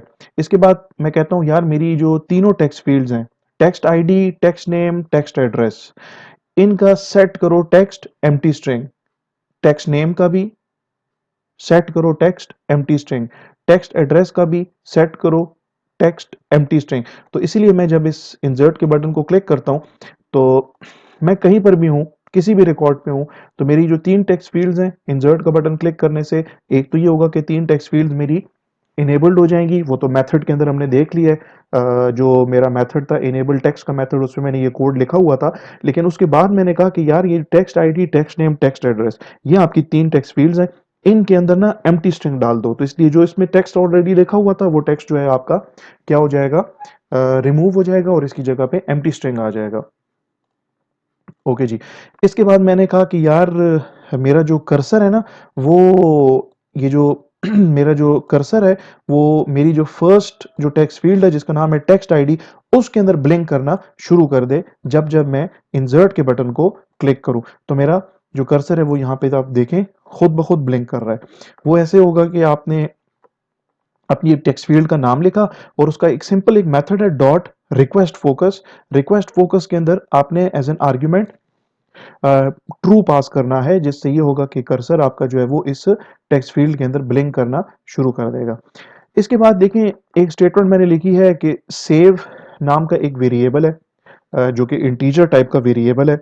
हमने इसको कल डिस्कस किया था, मैंने आपसे कहा था कि मैं आपको अभी नहीं बता रहा कि सेव वेरिएबल जो है ये मैंने क्यों डिक्लेयर किया है। मैं अभी भी नहीं बता रहा कि सेव वेरिएबल मैंने क्यों डिक्लेयर किया है। इसकी फंक्शनैलिटी हम देखेंगे जब हम ये सेव नाम का बटन है ना, इसके पीछे जो कोड हम पढ़ेंगे तो उसके अंदर मैं इसकी फंक्शनैलिटी आपके साथ डिस्कस करूंगा। लेकिन मैं ये कहता हूं कि यार जब भी मैं इंसर्ट के बटन को क्लिक करूं, when ever I am clicking the insert button, तो सेव जो वेरिएबल है इसके अंदर क्या पुट कर दो, वन पुट कर दो। और सेव वेरिएबल जो है आपका वो यहाँ पे डिक्लेयर्ड है क्लास के अंदर, लाइन नंबर 8 के ऊपर इंटीजर टाइप का ये वेरिएबल है जिसका नाम सेव है। और इसकी वैल्यू जब भी मैं इंसर्ट के बटन को क्लिक करूंगा तो इसके अंदर क्या वैल्यू चली जाएगी, वन वैल्यू चली जाएगी। ठीक है, तो चलते हैं अपने इंसर्ट के बटन के कोड की तरफ। ठीक है, तो इंसर्ट बटन के ऊपर ये तमाम स्टेटमेंट्स आपकी एग्जीक्यूट होंगी जब जब आप इंसर्ट के बटन को क्लिक करोगे। अब चलते हैं अपडेट बटन के ऊपर। तो अपडेट बटन जो है ना, अपडेट बटन इसके ऊपर भी तकरीबन आप कह सकते हैं कि सिमिलर कोड है विथ सम चेंजेस। देखें, मैं कहता हूं कि यार अपडेट का जो बटन है, ठीक है, मैं इसको क्लिक करता हूं। मैं इसको जैसे ही क्लिक करूंगा तो क्या हो रहा है, मैं इसको जैसे ही क्लिक कर रहा हूं तो ये हो रहा है कि यार मेरी ये जो सारे के सारे 8 बटन्स हैं ये डिसेबल हो रहे हैं, सेव और कैंसिल का बटन इनेबल हो रहा है, बिल्कुल उसी तरीके से जैसे मैं इंसर्ट के बटन को क्लिक कर रहा था। सिमिलरली यहाँ पे देखें तो आपकी सिवाय पहली टेक्स्ट फील्ड के बाकी की जो दो टेक्स्ट फील्ड्स हैं ये इनेबल हो गई हैं और पहली टेक्स्ट फील्ड जो है वो आपकी डिसेबल है। मैं इसको कैंसिल प्रेस कर देता हूँ, मैं आपको बता देता हूँ कि whenever I click the update button तो क्या क्या स्टेटमेंट्स एग्जीक्यूट होंगी। तो अपडेट बटन क्लिक करने से आपका ये इनेबल टेक्स्ट का जो मेथड है ये चलेगा। और इनेबल टेक्स्ट का मेथड ऑब्वियसली, इनेबल टेक्स्ट का मेथड हम लोगों ने पढ़ा है, डिस्कस किया है, देखा है अभी। इनेबल टेक्स्ट का मेथड जो है वो तो तीनों टेक्स्ट फील्ड्स को इनेबल कर देता है। ठीक है, तो ठीक है, आपकी तीनों टेक्स्ट फील्ड्स इनेबल हो जाएंगी, आपके ये जो सारे बटन्स जो कि इस टाइम पे इनेबल्ड हैं ये सारे बटन्स आपके डिसेबल हो जाएंगे। सेव और कैंसिल का बटन आपका इनेबल हो जाएगा जब भी मैं अपडेट के बटन को क्लिक करूंगा। लेकिन उसके बाद क्या होगा, उसके बाद मैंने लिखा है यार कि सॉरी ये इंसर्ट का बटन है यहाँ पे, कि ये आपका अपडेट का जो कोड है, अपडेट बटन के पीछे जो कोड है वो यहाँ पे लिखा हुआ है। इसके बाद क्या होगा, इनेबल टेक्स्ट के बाद आप इस तरह करो कि जो टेक्स्ट आईडी है ये वाली जो टेक्स्ट फील्ड है इसका ना सेट एडिटेबल फिर से फॉल्स कर दो, क्योंकि मैं नहीं चाहता कि इसके अंदर जो वैल्यूज है ना वो चेंज हो सकें। ठीक है, इसकी वैल्यू मैं चेंज नहीं होने दे रहा, मैं प्रिवेंट करना चाह रहा हूँ इसकी वैल्यू चेंज होने से, तो इसलिए मैं इसको दोबारा से डिसेबल कर रहा हूं। तो इस तरीके से टेक्स्ट आईडी आपकी टेक्स्ट फील्ड का नाम, उसका मेथड है सेट एडिटेबल, उसमें मैंने फॉल्स लिख दिया। और उसके बाद मैं कहता हूं यार टेक्स्ट नेम, ये आपका टेक्स्ट नेम है। ठीक है, और मैं कहता हूं कि यार इसका मेथड कॉल करें रिक्वेस्ट फोकस और उसमें ट्रू पास कर दें। तो इसलिए जब जब आप अपडेट के बटन को क्लिक करोगे तो आपका जो फोकस है वो इस टेक्स्ट फील्ड के अंदर चला जाएगा, तो कर्सर आपका यहाँ पे ब्लिंक करना शुरू कर देगा। और फिर इसके बाद ये कि मोस्ट इंपॉर्टेंटली कि सेव वेरिएबल के अंदर ना टू स्टोर कर दे। सेव वेरिएबल के अंदर सेव वेरिएबल जो है इसके अंदर टू स्टोर कर दें। ठीक है, इसकी वैल्यू को इनिशियलाइज कर लें 2 से, इसमें कॉपी कर लें 2। जब जब आप इंसर्ट के बटन को क्लिक करोगे तो सेव वेरिएबल में 1 जाएगा, लेकिन जब जब आप अपडेट के बटन को क्लिक करोगे तो सेव वेरिएबल के अंदर 2 जाएगा। इसके पीछे क्या लॉजिक है ये मैं आपको अभी नहीं बता रहा, ये हम जब सेव का बटन जब डिस्कस करेंगे तो इसके अंदर मैं आपके साथ डिस्कस करूंगा। ठीक है जी, इसको मैं कर देता हूँ कैंसिल, इसको मैं कर देता हूँ मिनिमाइज, और चलते हैं सेव वाले बटन के कोड के ऊपर। ठीक है जी, तो अब ये आपका सेव बटन है। ठीक है, ये इसका सारा कोड है, ये सारा सेव बटन का कोड है लाइन नंबर 297 तक। ठीक है, यहां से लाइन नंबर 229 से लेके लाइन नंबर 297 तक जो कोड है ये सारे का सारा आपका सेव बटन का कोड है। ठीक है जी, ओके। अब जब आप सेव बटन को क्लिक करते हो ना, तो यहां पे मैं एक चीज आपको बताता चलूं कि सेव बटन को क्लिक करने से या तो आपकी इंसर्ट की क्यूरी चलेगी या आपकी अपडेट की क्यूरी चलेगी। जब भी आप सेव बटन को क्लिक करोगे तो या तो आपकी इंसर्ट की क्यूरी चलेगी या आपकी अपडेट की क्यूरी चलेगी। देखें कैसे, अ, मिसाल के तौर पे मैं यहाँ पे इंसर्ट क्लिक करता हूँ, या मैं देख लेता हूँ आखिरी रिकॉर्ड 18 है। ठीक है, ठीक है, मैं इंसर्ट को क्लिक करता हूँ, यहाँ पे ना मैं लिख देता हूँ यार 19 नंबर रिकॉर्ड है, स्टूडेंट नेम है let suppose Bilal, student address है फॉर एग्जांपल लाहौर, और मैं सेव प्रेस करूंगा तो ये कहेगा रिकॉर्ड इंसर्टेड सक्सेसफुली, यानी कि अभी इसने सेव बटन को क्लिक करने पे इंसर्ट की क्यूरी चलाई है। और इंसर्ट की क्यूरी क्यों चलाई है, क्योंकि मैंने इससे पहले सेव बटन प्रेस करने से पहले इंसर्ट का बटन प्रेस किया था। ठीक है जी, ओके कर लेते हैं। नेक्स्ट नेक्स्ट नेक्स्ट जाते हैं। लेट सपोज मैं इस रिकॉर्ड को अपडेट करना चाहता हूं, तो मैं अपडेट के बटन को क्लिक करूंगा। लेट सपोज मैं नेम स्टूडेंट नेम चेंज करना चाह रहा हूँ। ठीक है, इसमें मैं नुमान डाल देता हूँ, और फॉर एग्जांपल मैं स्टूडेंट एड्रेस भी चेंज करना चाहता हूँ। लेट सपोज इसमें मैं कराची इंपोर्ट कर देता हूँ। अब जब मैं सेव के बटन को क्लिक करूंगा तो अपडेट की क्यूरी चलेगी, बिकॉज अब जब आप सेव का बटन अभी जब आप क्लिक कर रहे हो तो इससे पहले आपका अपडेट का बटन क्लिक किया था, आपने आपने इंसर्ट का बटन क्लिक नहीं किया था। तो अब जब मैं सेव प्रेस करूंगा तो ये कहेगा कि रिकॉर्ड अपडेटेड सक्सेसफुली, और आपका जो रिकॉर्ड है वो अपडेट हो चुका है। ठीक है, ये आपका था ये वाला रिकॉर्ड, ये अपडेट हो चुका है। ठीक है जी, तो चलते हैं देखते हैं बीटीएन सेव के पीछे क्या कोड लिखा है। ये इसकी रजिस्ट्रेशन है BTN save dot add action listener, new action listener. ये जो है हम इस एड एक्शन लिस्नर के अंदर एक ऐसी क्लास का रेफरेंस पास कर रहे हैं जो कि एक्शन लिस्नर इंटरफेस को इंप्लीमेंट कर रही है और जिसका कोई नाम नहीं है उस क्लास का। ये उस क्लास की बॉडी है, लाइन नंबर 230 से शुरू हो रही है, और इस क्लास के अंदर एक्शन परफॉर्म्ड का जो मेथड है ना उसका होना मस्ट है। ठीक है, इस एक्शन परफॉर्म का मेथड तब तब चलेगा जब जब मैं इस सेव बटन को क्लिक करूंगा। अच्छा, एक्शन परफॉर्म के मेथड के अंदर मैंने सबसे पहले तो ये लिखा है कि if save variables value is equal to 1, तो सेव वेरिएबल की वैल्यू 1 कब होगी। देखिए यहाँ पे मैंने आपको बताया था कि जब हम इस इंसर्ट के बटन को क्लिक करते हैं ना तो सेव वेरिएबल की वैल्यू 1 हो जाती है। ठीक है, तो फर्ज करो आपने इस सेव बटन को क्लिक करने से पहले अगर आपने इंसर्ट के बटन को क्लिक किया था, तो क्यों क्लिक किया था, because you wanted to do insertion, आप एक नया रिकॉर्ड इंसर्ट करना चाह रहे थे, तो सेव वेरिएबल में तो 1 चला जाएगा। तो उस केस में if save is equal to 1, तो आपकी ये जो कंडीशन है ये कंडीशन ट्रू हो जाएगी, और आपके प्रोग्राम का कंट्रोल इस इफ कंडीशन के अंदर आ जाएगा। और इस इफ कंडीशन के अंदर फर्दर आगे लिखा हुआ है, एक और कंडीशन लिखी हुई है कि if text ID dot get text dot equals empty string, check करो कि टेक्स्ट आईडी का जो टेक्स्ट है वो कहीं एम्प्टी तो नहीं है, या ये आपका और ऑपरेटर लगा हुआ है कि जो टेक्स्ट नेम है उसका टेक्स्ट गेट करो और उसकी इक्वालिटी चेक करो एम्प्टी स्ट्रिंग के साथ कि कहीं आपका टेक्स्ट नेम जो है वो भी कहीं एम्प्टी तो नहीं है, या चेक करो आपका जो टेक्स्ट एड्रेस है उसका टेक्स्ट गेट करो, उसके अंदर जो टेक्स्ट आपने लिखा है टेक्स्ट को गेट करो और उसकी इक्वालिटी चेक करो एम्प्टी स्ट्रिंग के साथ कि कहीं वो एम्प्टी तो नहीं है। ठीक है, आपने सेव के बटन को क्लिक किया और आपकी ये इफ कंडीशन ट्रू हो गई क्योंकि आप इंसर्शन करना चाह रहे थे तो सेव वेरिएबल में तो 1 चला गया है।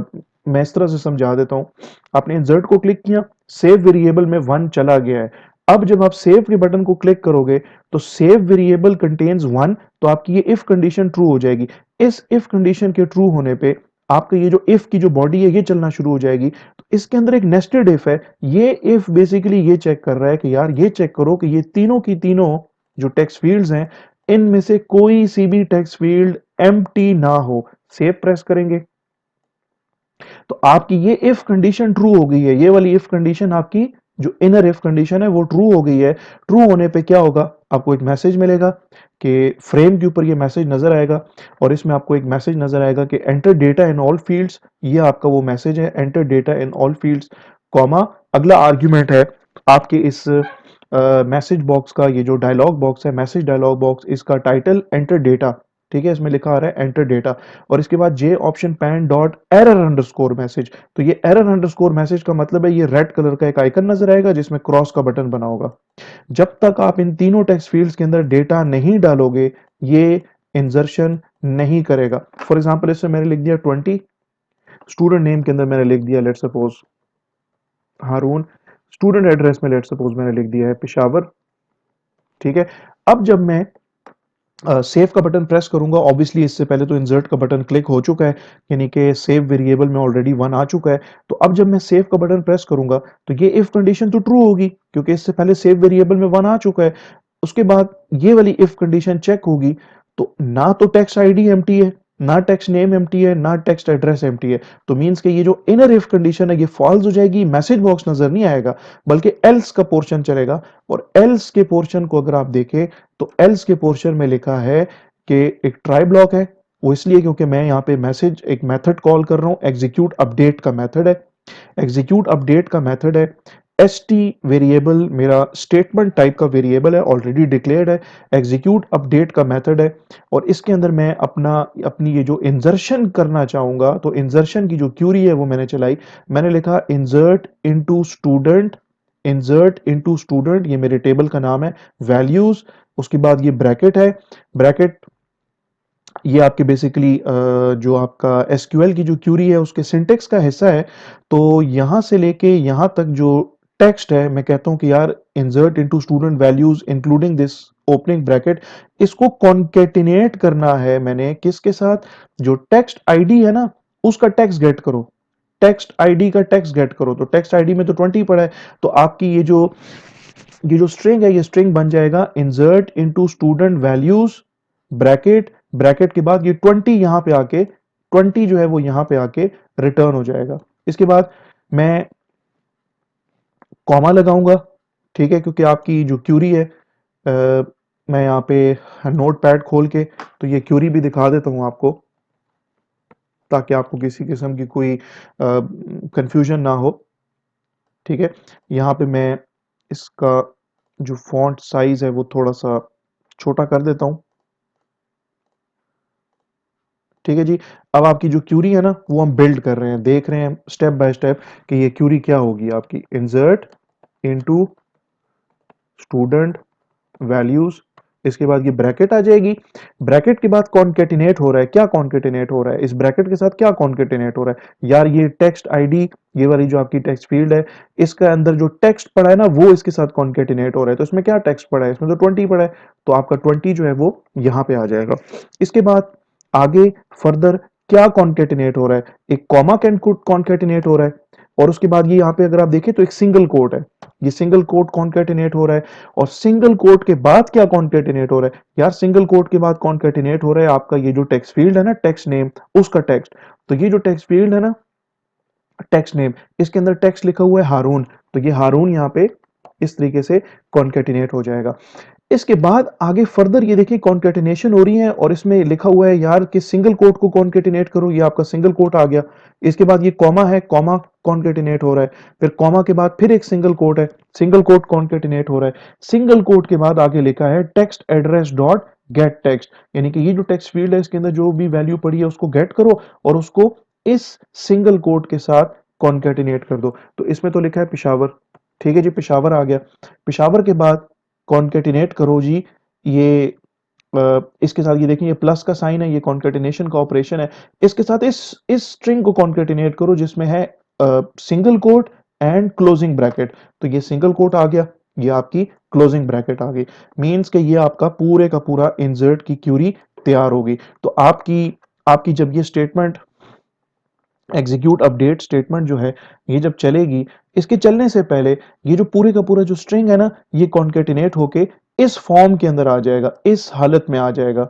ठीक है, insert into student values 20 comma Haroon, Haroon single quotes में लिखा होगा, कॉमा पेशावर, पेशावर भी सिंगल कोट्स में लिखा होगा, क्योंकि ये हारून जो है वैल्यू जिस कॉलम में जा रही है वो कॉलम के अंदर टेक्स्ट स्टोर हो रहा है। और ये जो वैल्यू है पेशावर, ये जिस कॉलम में जाके स्टोर हो रही है उस कॉलम के अंदर भी टेक्स्ट जाके स्टोर हो रहा है। तो टेक्स्ट या स्ट्रिंग्स को जब हम स्टोर करते हैं, इंसर्ट कर रहे होते हैं, तो उसको हम भिजवाते हैं और उस वैल्यू को जो है हम लिखते हैं सिंगल कोट के अंदर। ठीक है, तो ये आपकी क्यूरी है। ये क्यूरी जो है जब एग्जीक्यूट अपडेट का मेथड जब इस क्यूरी को चलाएगा, अगर इसके अंदर किसी किस्म की कोई आप कह सकते हैं कि कोई सिंटेक्स एरर अगर नहीं है तो आपकी क्यूरी चल जाएगी। और क्यूरी चलने के बाद क्या होगा, आपको एक मैसेज आएगा कि record inserted successfully, record inserted. ठीक है, जी option pane dot information message, ये मैं आपको करके दिखा देता हूँ। मैं सेव प्रेस करता हूँ, इंसर्ट की क्यूरी चल चुकी है, ये मैसेज बॉक्स नजर आ रहा है। मैं मैसेज बॉक्स का ओके का बटन जब क्लिक करूंगा तो क्या होगा यार, इसके बाद ये होगा कि आपका एक मेथड मैंने बनाया हुआ है जिसका नाम है डिसेबल टेक्स्ट। डिसेबल टेक्स्ट क्या करता है कि डिसेबल टेक्स्ट ये करेगा कि इन तीनों टेक्स्ट फील्ड को डिसेबल कर देगा, इन तमाम बटन्स को, ये जो 8 के 8 बटन्स हैं इनको इनेबल कर देगा, और सेव और कैंसिल का जो बटन है इसको डिसेबल कर देगा। ठीक है, तो ये डिसेबल टेक्स्ट का जो मेथड है ये मैं आपको बेहतर होगा कि मैं आपको दिखा दूं इसका। ये आपका डिसेबल टेक्स्ट का मेथड है, इसमें लिखा है यार टेक्स्ट आईडी को का सेट एडिटेबल फॉल्स कर दो, टेक्स्ट नेम का सेट एडिटेबल फॉल्स कर दो, टेक्स्ट एड्रेस का सेट एडिटेबल फॉल्स कर दो, और BTN first previous next last exit insert delete update, इनका सेट इनेबल्ड जो है ना उसको ट्रू कर दो। और आखिरी जो दो बटन है ना सेव वाले और कैंसिल वाले, उनका सेट इनेबल्ड क्या कर दो, फॉल्स कर दो। ठीक है, तो चलते हैं अपने सेव बटन के कोड के ऊपर।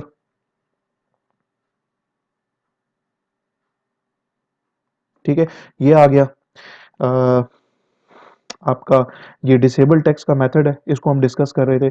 डिसेबल टेक्स्ट के बाद डिसेबल टेक्स्ट जो है वो तो चल जाएगा, इसको मैं ओके प्रेस कर देता हूँ। आपकी ये तीनों टेक्स्ट फील्ड डिसेबल हो गई, आपकी ये जो सारे के सारे जो 8 बटन्स जो कि डिसेबल थे वो इनेबल्ड हो चुके हैं, और आपका सेव और कैंसिल का जो बटन है ये दोबारा से डिसेबल हो चुका है।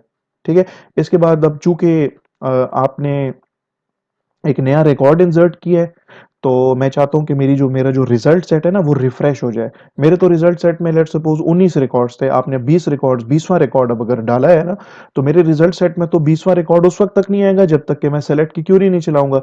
तो मैंने यहाँ पे लिखा है st dot execute query select direct from student, student table के अंदर जितने भी रिकॉर्ड्स होंगे वो सारे के सारे, यानी कि इंक्लूडिंग दैट न्यू रिकॉर्ड, जो नया रिकॉर्ड है वो भी आपके इस रिजल्ट सेट RS में आ जाएगा। और यहाँ पे मैंने लिखा है इफ RS डॉट नेक्स्ट, तो चूंकि इसमें रिकॉर्ड एग्जिस्ट कर रहा है तो RS का जो रिजल्ट सेट का जो पॉइंटर है, RS डॉट नेक्स्ट से ये होगा कि आपके रिजल्ट सेट का पॉइंटर जो है ना वो फर्स्ट रिकॉर्ड को पॉइंट करना शुरू कर देगा। और चूंकि फर्स्ट रिकॉर्ड को पॉइंट कर रहा है, पहला रिकॉर्ड है उसमें रिकॉर्ड एग्जिस्ट कर रहा है, तो इफ की कंडीशन यहाँ पे ये जो RS डॉट नेक्स्ट है ये रिटर्न करेगा ट्रू।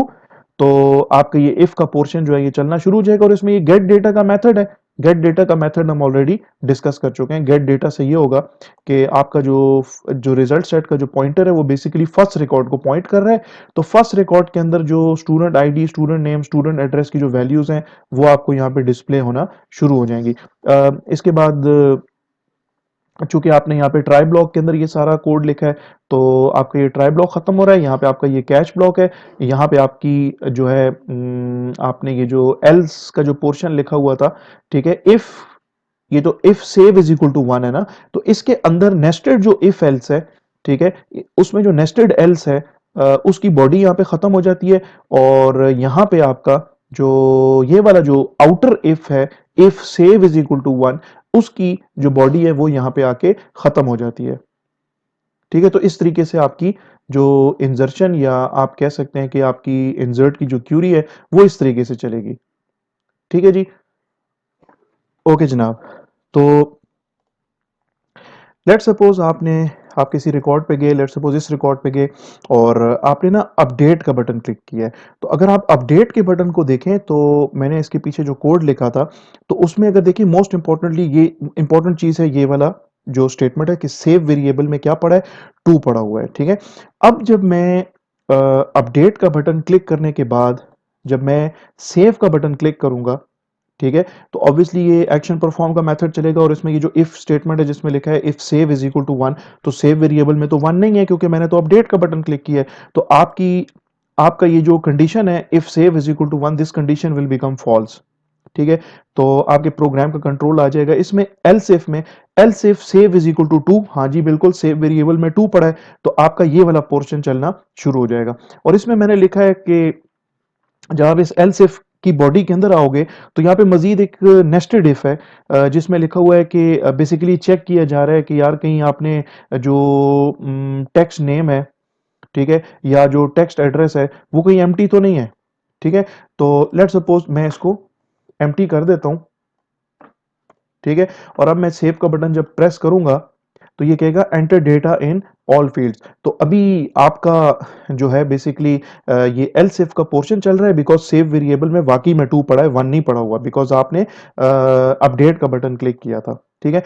तो यहाँ पे एल सेव का पोर्शन चलेगा, सेव इज इक्वल टू 2, ये जो कंडीशन है कंडीशन ट्रू हो जाएगी। और कंडीशन ट्रू होने के ऊपर आप इस एल सेव की बॉडी के अंदर आ जाओगे। यहाँ पे मजीद एक इफ कंडीशन है, इफ ये कंडीशन बेसिकली ये चेक कर रही है कि आपका टेक्स्ट नेम, उसका टेक्स्ट को गेट करो और उसकी इक्वालिटी चेक करो एम्प्टी स्ट्रिंग के साथ। या तो ये कंडीशन ट्रू हो, ठीक है, और या ये कंडीशन ट्रू हो। ठीक है। तो आपकी ये कंडीशन तब ट्रू होगी, ये वाली text name dot get text dot equals empty string, this condition will become true। ये equals का मेथड ट्रू रिटर्न करेगा अगर आपके इस टेक्स्ट नेम के अंदर empty string पड़ा है। और ये जो text address dot get text का मेथड है, इसका जो आगे जो डॉट इक्वल्स का जो मेथड है ये आपको ट्रू रिटर्न करके देगा अगर आपका ये जो टेक्स्ट एड्रेस है इसकी वैल्यू अगर एम्प्टी स्ट्रिंग हो। तो क्या होगा, आपको एक मैसेज बॉक्स नजर आएगा, फ्रेम के ऊपर नजर आएगा, और आपको एक मैसेज बॉक्स होगा जिसपे लिखा होगा enter data in all fields. ठीक है। इस तरीके से अगर मैं आपको दिखा सकूं, सेव प्रेस करता हूं तो मुझे कह रहा है enter data in all fields, ये इसका टाइटल है एंटर डेटा। ठीक है। और इसके ऊपर जो है ना मुझे जो आइकन नजर आ रहा है वो एरर मैसेज का आइकन नजर आ रहा है। ठीक है। तो मैं इसमें वैल्यूज दे देता हूं, ठीक है ना। और वैल्यूज देने के बाद जब मैं सेव प्रेस करूंगा तो ये मुझे मैसेज देगा रिकॉर्ड अपडेटेड सक्सेसफुली का। लेकिन कैसे दे रहा है, ऑब्वियसली मेरा ये एल सेव का पोर्शन जो है ये ट्रू हुआ बिकॉज सेव वेरिएबल में 2 पड़ा है। इसके अंदर आते हैं तो ये इफ कंडीशन तो फॉल्स हो गई, वो इसलिए क्योंकि ना तो आपका टेक्स्ट नेम वाला जो टेक्स्ट फील्ड है वो एम्प्टी है और ना ही आपका टेक्स्ट एड्रेस वाला जो टेक्स्ट फील्ड है वो एम्प्टी है। तो ऑब्वियसली अगर ये इफ की कंडीशन अगर फॉल्स है तो एल्स का पोर्शन चलेगा। और एल्स के पोर्शन के अंदर हम आते हैं तो यहाँ पे ट्राई ब्लॉक है, ट्राई ब्लॉक के अंदर जो है ये स्टेटमेंट टाइप का वेरिएबल है एसटी, और इसका एग्जीक्यूट अपडेट का मेथड है। और एग्जीक्यूट अपडेट के मेथड के अंदर अगर आप देखें तो अपडेट की क्यूरी लिखी हुई है। ठीक है। तो ये क्यूरी जो है इसको मैं यहाँ पे टेक्स्ट ये जो नोट पैड है इसके अंदर लिख के आपको दिखाने की कोशिश करता हूं कि आपकी ये जो स्ट्रिंग है, ठीक है, आपका ये जो स्ट्रिंग है जो कि हाईलाइटेड है यहाँ पे, जो कि पास होगा इस एग्जीक्यूट अपडेट के मेथड को, ये स्ट्रिंग पास होगा ना, तो ये स्ट्रिंग जो है ये किस हालत में जाके पास होगा at the end of the day. ठीक है। तो उसके लिए मैं क्या करता हूं कि नोटपैड के अंदर आपको दिखाने की कोशिश करता हूं। तो यहाँ पे सबसे पहले तो यार देखो ये एक स्ट्रिंग है, यहां से लेके यहां तक एक स्ट्रिंग है। ठीक है। तो ये स्ट्रिंग यहां पे मैं लिख देता हूं, update student set name is equal to, ठीक है, इस तरीके से update student set name is equal to, और इसके बाद आगे सिंगल कोट है। ये सिंगल कोट आगे कॉन्केटिनेट हो रहा है किसके साथ, text name dot get text. तो ये आपका टेक्स्ट नेम डॉट, इसका गेट टेक्स्ट का मेथड चलेगा तो जौहर रिटर्न होगा, तो यहां पे रिटर्न हो जाएगा इस तरीके से जौहर। इसके बाद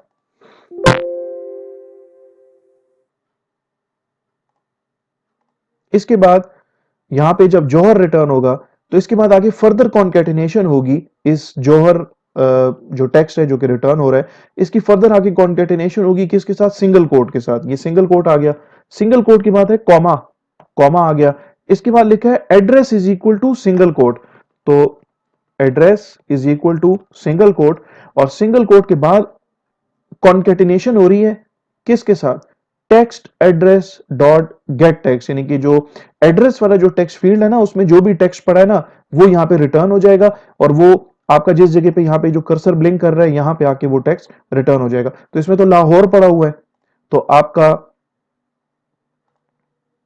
जो लाहौर है वो यहां पे आके रिटर्न हो जाएगा। अच्छा, लाहौर के बाद फिर क्या है, कॉन्केटिनेट करो इसको किसके साथ, सिंगल कोट के साथ, तो सिंगल कोट आ गया। इसके बाद जो है स्पेस है, और फिर लिखा है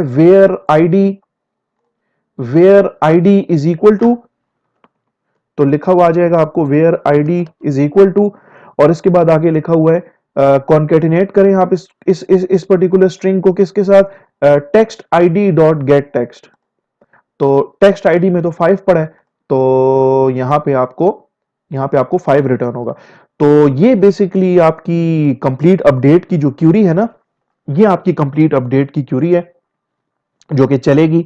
और जब ये एग्जीक्यूट अपडेट का जो मेथड है, इसको ये स्ट्रिंग कंप्लीट पास होगा, और इस स्ट्रिंग में लिखा हुआ है अपडेट स्टूडेंट, यानी कि स्टूडेंट टेबल को अपडेट करो, सेट करो नेम कॉलम की वैल्यू जौहर, और एड्रेस कॉलम की वैल्यू को सेट करो लाहौर, लेकिन कौन से रिकॉर्ड, उस रिकॉर्ड की नेम वैल्यू को जौहर कर दो, उस रिकॉर्ड के एड्रेस वैल्यू को लाहौर कर दो, जिसकी आईडी की वैल्यू बराबर है किसके, 5 के बराबर है। ठीक है, तो आपकी ये क्यूरी चलेगी, क्यूरी चलने के बाद ये मैसेज आपको नजर आ रहा है, ठीक है, यहां पे रिकॉर्ड अपडेटेड सक्सेसफुली का मैसेज है, रिकॉर्ड अपडेटेड सक्सेसफुली का मैसेज है, और इसके बाद डिसेबल टेक्स्ट का मेथड चलेगा, और डिसेबल टेक्स्ट का मेथड हम ऑलरेडी डिस्कस कर चुके हैं। डिसेबल टेक्स्ट का मेथड क्या करेगा, मैं आपको बता देता हूं, आपकी तीनों टेक्स्ट फील्ड्स डिसेबल हो जाएंगी, ये तो पहले से डिसेबल्ड है, ये दोनों भी डिसेबल्ड हो जाएंगी। आपके ये जो बटन है ना, ये सारे के सारे जो डिसेबल्ड बटन हैं, जिसमें ये फर्स्ट है, previous, next, last, exit, insert, delete, update, ये सारे 8 बटन्स आपके इनेबल्ड हो जाएंगे, और इन्हें ये जो बटन है ना सेव और कैंसिल, ये दोनों बटन्स आपके डिसेबल्ड हो जाएंगे। एक काम तो ये होगा, इसको मैं दिखा देता हूं आपको करके, ठीक हो गया जी। एक काम तो ये हो गया, भैया आपने आपने अपने टेबल के अंदर ये क्यूरी जो भिजवाई है ना आपने, ये क्यूरी जो आपकी गई है, तो जो चेंजेस हुई है ना वो आपके टेबल के अंदर हुई है, लेकिन आपके रिजल्ट सेट में चेंजेस नहीं हुई। तो आप अब चाहोगे कि आपके रिजल्ट सेट के अंदर अपडेटेड रिकॉर्ड्स आए हुए हो, ठीक है, जो आपने चेंजेस किए वो चेंजेस आपके रिजल्ट सेट के अंदर भी रिफ्लेक्ट हो। तो उस मकसद के लिए मैंने लिखा है R S is equal to S T dot execute query, और एग्जीक्यूट क्वेरी में मैंने लिखा है सेलेक्ट स्टैटिक फ्रॉम स्टूडेंट। मैं चाहता हूं कि यार स्टूडेंट टेबल के अंदर जितने भी रिकॉर्ड्स हैं वो सारे के सारे आर एस वेरिएबल के अंदर आ जाएं। If R S dot next से क्या होगा, आपका जो कर्सर है ना वो फर्स्ट रिकॉर्ड पे आ जाएगा, और गेट डेटा का मेथड क्या करेगा, गेट डेटा का मेथड जो है वो पहले रिकॉर्ड की आईडी, नेम, एड्रेस की वैल्यूज को डिस्प्ले करना शुरू कर देगा इन 3 टेक्स्ट फील्ड्स के अंदर। और ये गेट डेटा का जो मेथड है ये हम बहुत दफा डिस्कस कर चुके हैं, गेट डेटा के मेथड के अंदर जो कोड है वो कोड हम ऑलरेडी डिस्कस कर चुके हैं। तो इस तरीके से आपका जो फर्स्ट रिकॉर्ड है वो आपको नजर आना शुरू हो जाएगा। तो पांचवा जो रिकॉर्ड है ना, पांचवा रिकॉर्ड वो आपका अभी अभी आपने इसको अपडेट किया है, ठीक है, इसके स्टूडेंट नेम में जौहर है और इसके स्टूडेंट एड्रेस के अंदर लाहौर आ गया है। तो दिस वाज योर बेसिकली ये आपका जो सेव का बटन है ये प्रेस करने से क्या हुआ, अभी आपकी अपडेट की क्यूरी चली है। तो मैंने आपको जैसे बताया कि सेव का बटन क्लिक करने से आपकी अपडेट की क्यूरी भी चल सकती है, और आपकी जो इंसर्ट की क्यूरी है वो भी चल सकती है, लेकिन एट अ टाइम एक ही क्यूरी चलेगी। तो सेव बटन के पीछे दोनों क्यूरीज चल रही हैं, या अपडेट की या इंसर्ट की क्यूरी, और ये बेस कर रही है, डिपेंड कर रही है किसके ऊपर, ये सेव वेरिएबल की वैल्यू के ऊपर डिपेंड कर रही है, ठीक है। तो ये था आपका जो अपडेट का मेथड है, जो अपडेट का जो बटन है उसके पीछे जो कोड लिखा है वो कोड हमने डिस्कस कर लिया है। आज की वीडियो जो है वो काफ़ी ज़्यादा लेंथी हो रही है, तो मैं इस तरह कर लेता हूँ कि इस वीडियो को यहीं पर ही वाइंड अप कर लेता हूँ। बाकी का जो रिमेनिंग जो कोड है वो हम नेक्स्ट वीडियो के अंदर डिस्कस कर लेंगे। तो मैं इस प्रोग्राम को बंद कर लेता हूँ, ठीक है? और बाकी का रिमेनिंग कोड जो है वो हम डिस्कस कर लेंगे नेक्स्ट वीडियो के अंदर। तो इस उम्मीद के साथ कि आप लोगों को आज की वीडियो जो है वो पसंद आई होगी। अगर आप लोग इस चैनल के ऊपर नए हैं, तो काइंडली इस चैनल को जिसका नाम कोड विद फैसल है, इसको लाज़मी तौर पे आप सब्सक्राइब कर लें। सब्सक्रिप्शन से ये होगा कि आप लोगों को जो नोटिफ़िकेशंस हैं वो थ्रू ईमेल सबसे पहले मिल जाया करेंगी जब भी कोई न्यू वीडियो अपलोड होगी इस चैनल के ऊपर। और सेकंडली ऑब्वियसली मेरी मोटिवेशन के अंदर भी इजाफा होता है। तो वीडियो पसंद आए तो उसको आप लाइक कर सकते हैं, शेयर कर सकते हैं, इस पर आप कमेंट्स कर सकते हैं। तो मिलते हैं नेक्स्ट वीडियो के अंदर, तब तक आप अपना ढेर सारा ख्याल रखें। Take care of yourselves. अल्लाह हाफ़िज़।